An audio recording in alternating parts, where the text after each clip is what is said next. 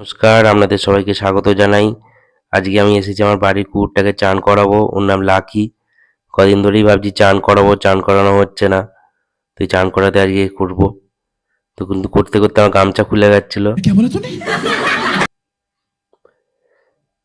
এদিকে ওকে পুরো গাটা সাবান জল দিয়ে ভালো করে সাবান জল দিয়ে ভিজিয়ে দিচ্ছি।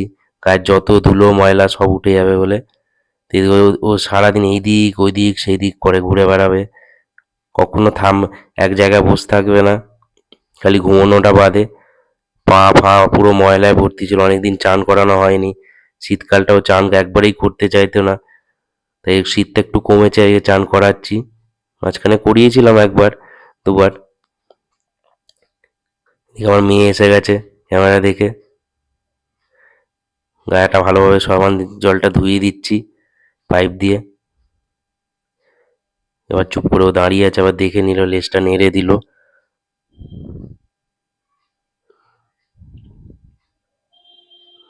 ওকে তো সাবান জল ধোয়া হয়ে গেছে। এবার ওর গাটা গামছা দিয়ে ভালো করে মুছে দিচ্ছি, যাতে একটু জল না, যতটা সম্ভব জল তোলা যায় গামছা দিয়ে। ওকে তো এবার হেয়ার ড্রায়ার নিয়ে চলে এসেছি গাটা পুরোপুরি ভালোভাবে শুকিয়ে দেবো বলে। ये बड़ी अच्छी बात कही आप। ও মুখটা এবারে নিচু করে আছে, এবার এদিক আবার ওইদিক করে গরম হাওয়াটা বেরোচ্ছে। ও ভাবছে কি বেরোচ্ছে মেশিনটা দিয়ে। মুখটা ওইদিকে চুপ করে বসে আছে। আমি এদিকে মেশিন চালিয়ে ওর গাটা শোকাতে ব্যস্ত।